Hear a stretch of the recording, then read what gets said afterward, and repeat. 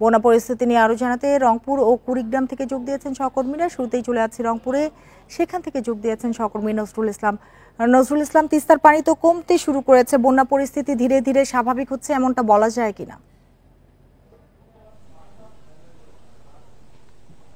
হ্যাঁ, দেখুন, আসলে প্রায় 2 দিন ধরে কিন্তু অর্থাৎ বন্যার পানি যেটি এসেছিল রংপুরে, আপনারা জানেন যে রংপুর 3 উপজেলায় কিন্তু আমরা অনেক দিন ধরে কিন্তু এটি পানিতে তলিয়ে ছিল, সেটি কিন্তু আস্তে আস্তে কমতে শুরু করেছে। কমার সাথে সাথে কিন্তু আপনি নিশ্চয়ই দেখছেন যে ভাঙ্গন সৃষ্টি হয়েছে রংপুরের কয়েকটি উপজেলা, অর্থাৎ 3 উপজেলায় প্রায় 20টি গ্রামে কিন্তু এই ভাঙ্গন দেখা দিয়েছে। আপনি 20টি পয়েন্টে কিন্তু ভাঙ্গন দেখা দিয়েছে। আপনি নিশ্চয়ই দেখতে পাচ্ছেন যে এটি কিন্তু শঙ্করদহ গ্রাম। এই শঙ্করদহ গ্রামের একটি রাস্তা রয়েছে, রাস্তা থেকে প্রায় 3 কিলোমিটার রাস্তা কিন্তু এখন নদীগর্ভে বিলীন হয়ে গেছে। গাছপালা, বাড়িঘর সহ ফসলের জমি। আপনি নিশ্চয়ই দেখতে পাচ্ছেন যে এখানকার মানুষ কিন্তু অনেক দুর্ভোগ এবং ভোগান্তিতে আছে। তাদের দাবিটা হচ্ছে যে তিস্তা সংস্কার না হওয়া পর্যন্ত তাদের এই যে ভাঙ্গন তারা কিন্তু রোধ করতে পারছেন না। পানি উন্নয়ন বোর্ডের দাবি রয়েছে, তারা জিওব্যাগ দিয়ে কিন্তু তারা অর্থাৎ এই ভাঙ্গন রোধ করার চেষ্টা করছেন, তারপরে কিন্তু তারা চেষ্টা করতে ব্যর্থ হচ্ছেন। কারণটা হচ্ছে এখানে জিওব্যাগের প্রয়োজন রয়েছে প্রায় 5 লাখ, সেখানে কিন্তু তারা অর্থাৎ বরাদ্দ পাচ্ছে 5,000। এই কারণে তারা কিন্তু এটিও করতে পারছে না।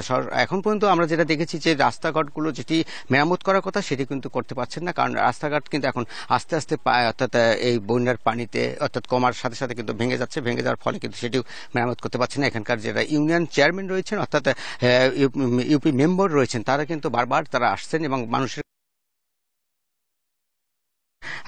তারা তারা কিন্তু যাচ্ছেন, তারপরে কিন্তু তাদের যে দাবি অনুযায়ী কোনো কাজ করতে পারছেন না। এই ছিল আসলে আমার কাছে তিস্তা পার থেকে সর্বশেষ তথ্য। রাজু, আপনি সাথেই থাকুন। এবার চলে আছে কুড়িগ্রামে, সেখান থেকে যোগ দিয়েছেন সহকর্মী আব্দুল খালেক। খালেক, পানি নামার সাথে সাথে নদী ভাঙ্গন তীব্র হচ্ছে, প্রতিরোধে কি ধরনের ব্যবস্থা নেওয়া হয়েছে, নাকি শুধু জিও ব্যাগ ফেলেই দায়িত্ব সারছে কর্তৃপক্ষ? আপনি যেমনটি বলছিলেন যে বন্যার পানি কমে যাওয়ার সাথে সাথে কিন্তু বিভিন্ন জায়গায়, বিশেষ করে তিস্তা, ধরলা এবং দুষ্কুমরের বিভিন্ন পয়েন্টে ভাঙন তীব্র আকার ধারণ করেছে এবং অনেক ঘরবাড়ি কিন্তু ইতিমধ্যে বিলীন হয়েছে।